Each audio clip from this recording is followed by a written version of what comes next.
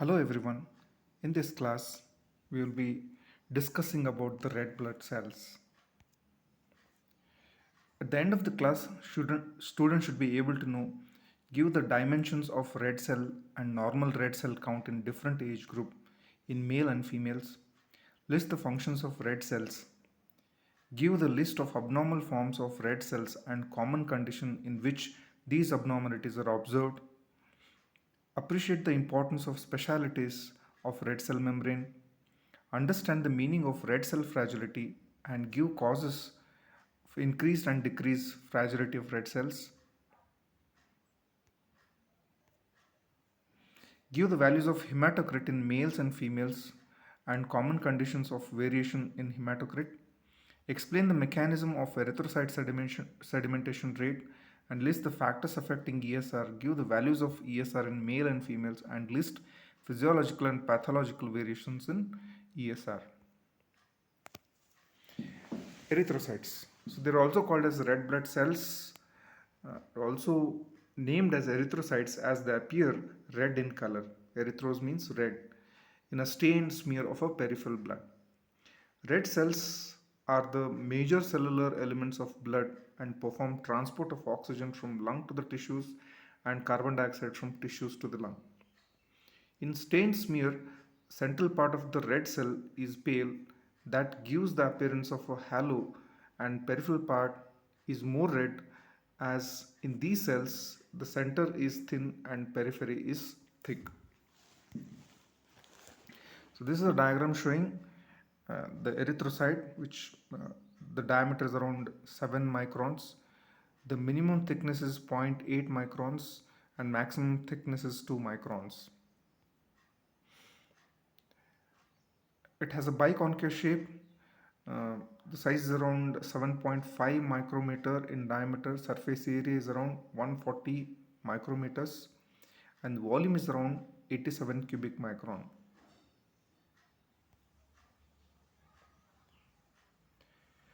Advantages of biconcavity of a red cell. Okay, so there are many advantages of having a biconcave shape. When it is exposed to the hypotonic environment, the red cells withstand lysis to a greater degree as they will swell to a larger extent to attain spherical shape before it bursts. So thus they do not easily lyse when blood becomes hypotonic. An increase in the surface area for exchange of gases for oxygen and carbon dioxide. It helps in easy folding of red blood cells and therefore facilitates their movement through the narrow lumen of the capillaries. Okay, so these are the different advantages of being biconcave shape. If you see the composition, almost 62.5% is water.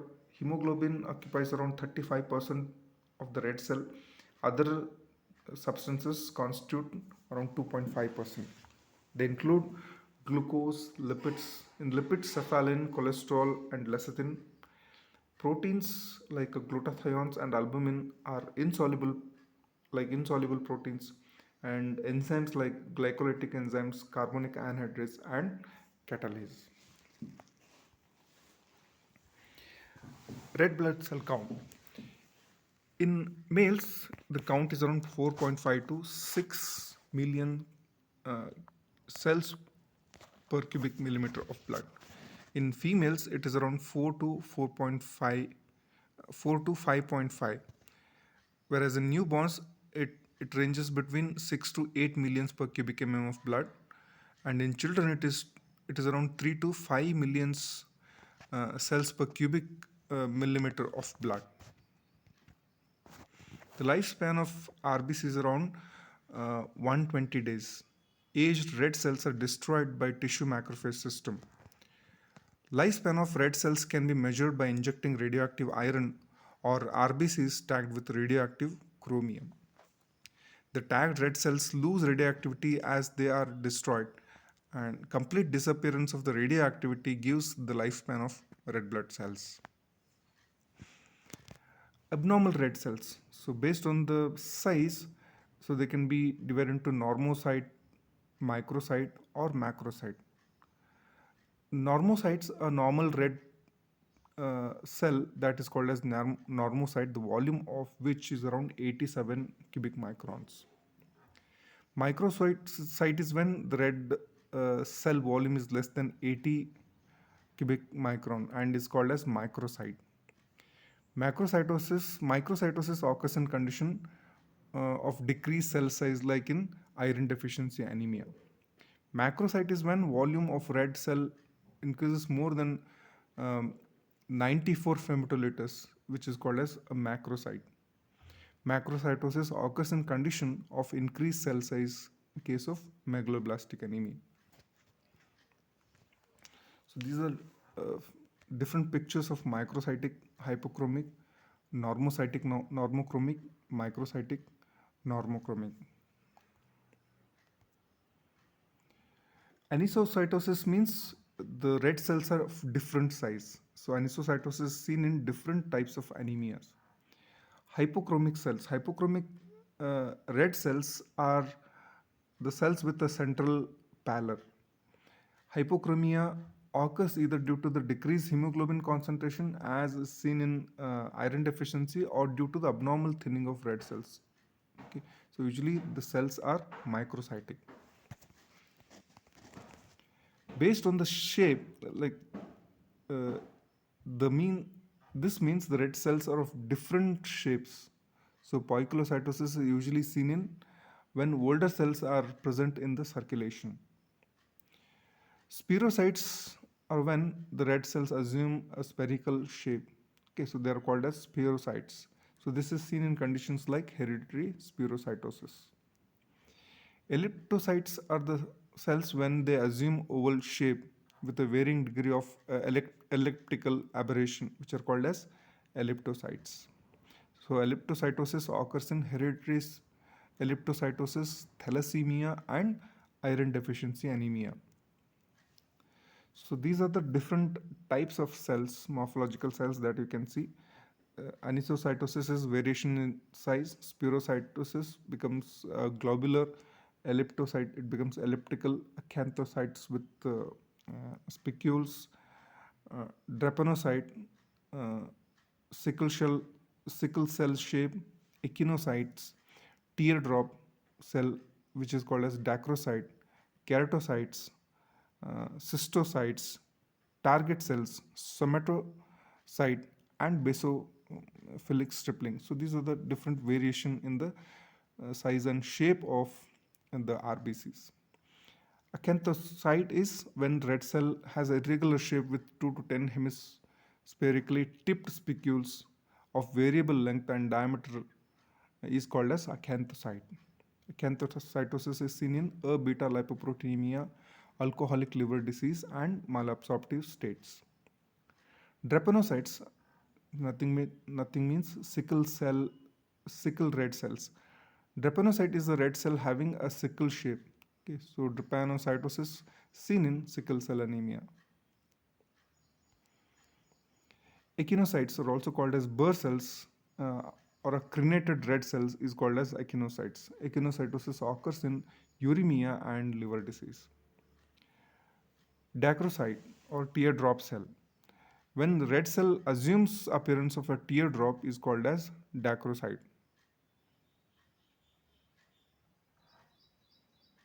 Dacrocytosis occurs in myelofibrosis with myeloid metaplasia, thalassemia, and myeloproliferative anemia.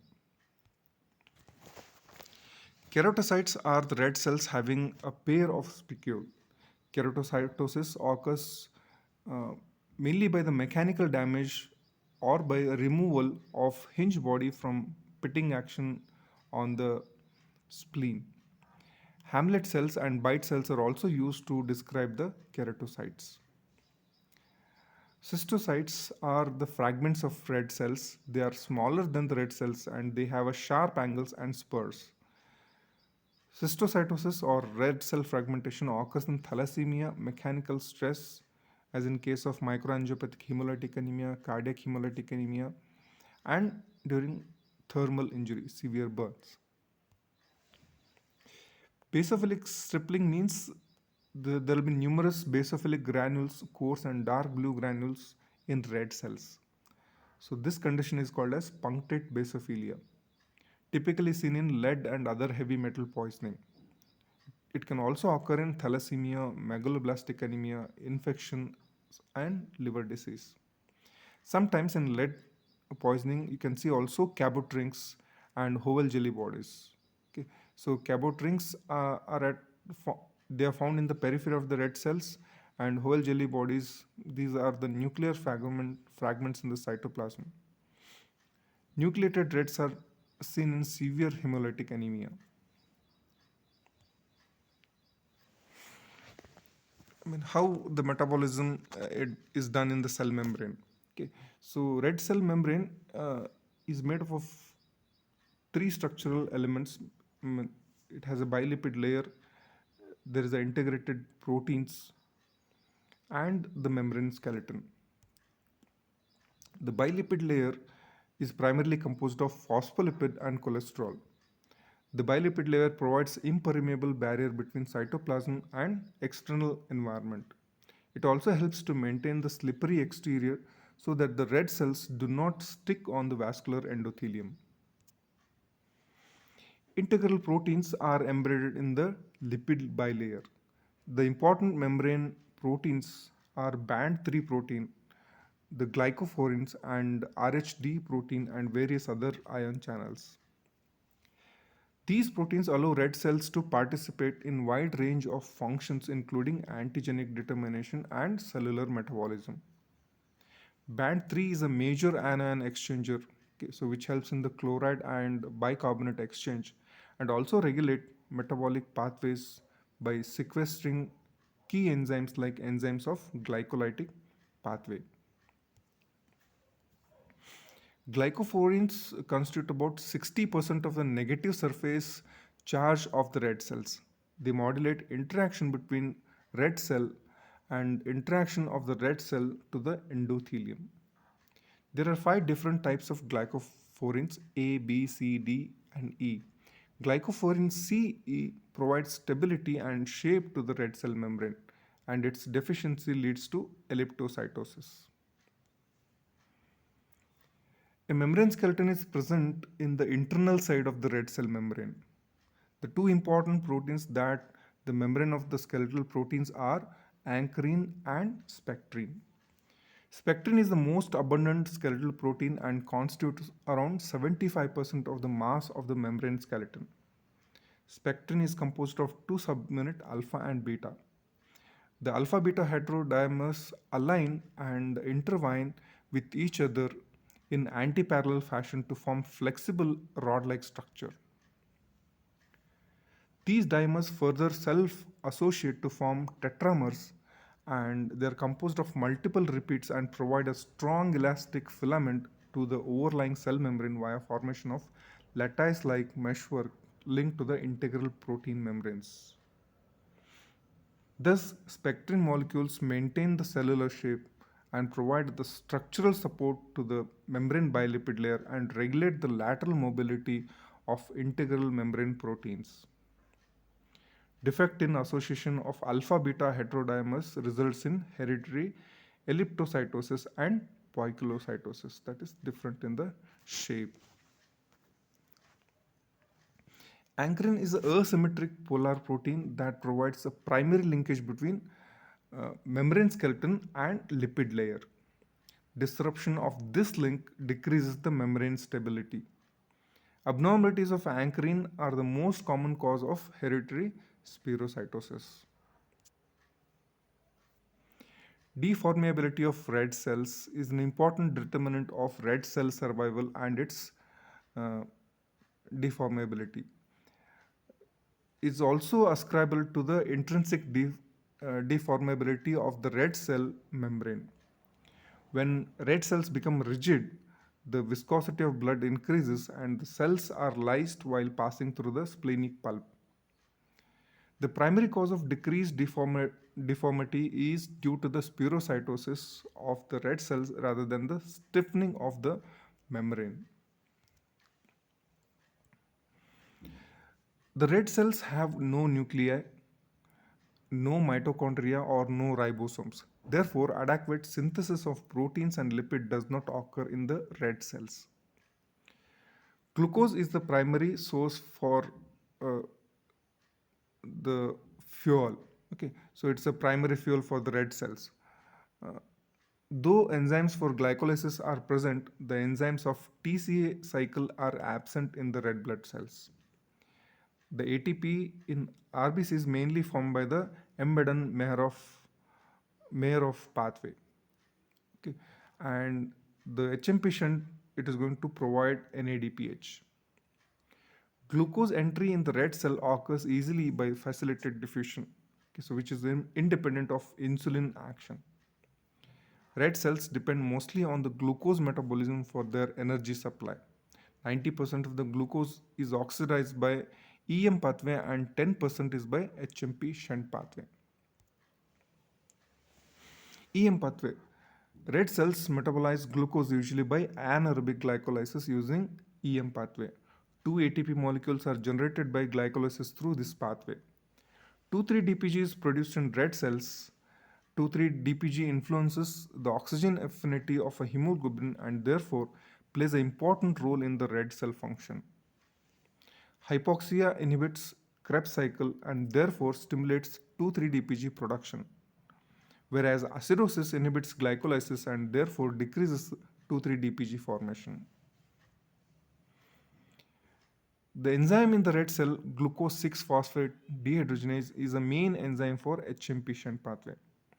The HMP shunt generates NADPH, keeps the glutathione in reduced state, which is a strong reducing agent and prevents damage to the red cells. Therefore, G6PD deficiency interferes with red cell function and its structure.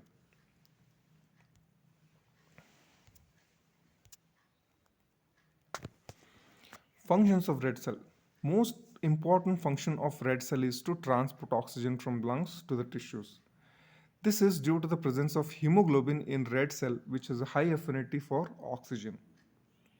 Hemoglobins are also participate in carbon dioxide transport from tissues uh, to the lungs and maintenance of acid-base balance.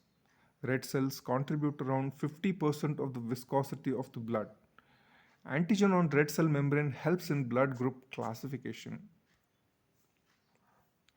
Some of the applied aspects related to RBCs are red cell fragility, which is a tendency of the cell to hemolyze and is called as fragility of the cells. So there are two types of fragility, mechanical or osmotic.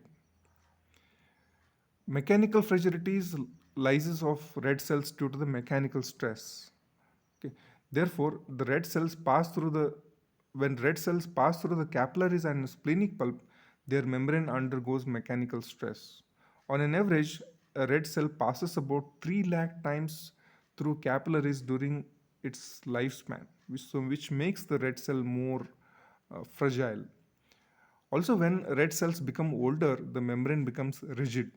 Increased membrane stiffness and mechanical stress make the cell vulnerable to rupture. So, red cell membrane defect increases the mechanical fragility. Osmotic fragility is lysis of red cell on exposure to different osmotic solutions. It assesses the integrity of the cell membrane. The osmotic fragility test helps in the diagnosis of anemia in which the physical properties of the red cells are altered. This test detects whether or not the red cells can easily be hemolyzed. The red cell membrane allows water to pass through while restricting solute is called as osmosis. In isotonic solution, the solution of equal concentration as that of red cell content and red cell remains intact. In a solution which has the same isotonicity with that of plasma, some of the examples are 0.9% sodium chloride, 5% glucose, 10% mannitol, and 20% urea. Okay, so these are all called as isotonic solution, where the cells remain intact. When suspended in hypotonic solution, the solution with a more tonicity The red cells shrink due to the loss of water from them. Okay, so which is called as exosmosis. Red cells absorb water by endosmosis when kept in hypotonic solution, so less than zero point 0.5 sodium chloride. Endosmosis results in hemolysis due to the swelling and rupture of the cell. Okay. So to summarize, when the rate of hemolysis of red cell is increased, the osmotic fragility is said to be increased. And when the rate of hemolysis is decreased, the osmotic fragility is said to be decreased. Normal values for osmolality, the osmotic fragility begins at 0.48 and completes at 0.32% solution. The conditions which diminish fragility are iron deficiency, thalassemia, sickle cell anemia, obstructive jaundice, and post splenectomy, where you see the increased fragility. uh, they're more amenable for the hemolysis, like in cases of hereditary spherocytosis, congenital hemolytic anemia, and other conditions which spherocytes are found in the blood. Packed cell volume or hematocrit is the fractional volume of blood that erythrocytes occupy. Hematocrit or packed cell volume is the amount of packed red cell blood following centrifugation. When blood is centrifuged in a tube and red cells are packed together at the bottom of the tube by centrifugal force, as the cells are heavier than the plasma. The hematocrit is a macroscopic observation by which the percentage of volume of packed red cell is measured. Therefore, hematocrit is known as PCV, packed cell volume. PCV is a reliable index for the red cell population. It provides useful information about the red cell mass, which is correlated with the red cell count and their hemoglobin content. The measurements PCV, red cell count, and hemoglobin content are essential for determination of red cell indices that help in detecting and classifying various types of anemia. So in normal adult male, the PCV is around 46%, and in female it is around 42%. Erythrocyte sedimentation rate, the red cells have a property of Rayleigh formation, that is piling one over another.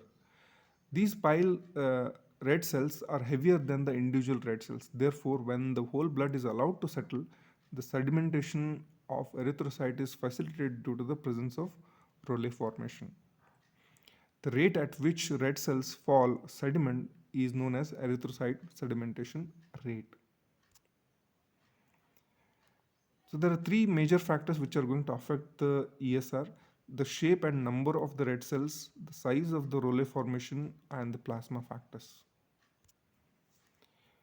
The most important factor determining ESR is the shape of the red cells. The biconcave shape favors the Rayleigh formation. The alteration of the shape, the erythrocyte decreases the Rayleigh formation. Therefore, ESR is less in hereditary spherocytosis and sickle cell anemia. Red cell mass contributes to the blood viscosity. Therefore, increase in the red cell mass increase the viscosity of the blood. The increase in the viscosity decreases the ESR. Thus, ESR decreases in polycythemia and increases in anemia. Size of the Rayleigh. The ESR depends on the mass of the falling particles, that is, size of the Rayleigh. The larger the size of the Rayleigh, the faster they fall. Therefore, the factors that increase the size of Rayleigh facilitates the ESR. Increase in the red cell size without change in their shape increases the Rayleigh formation.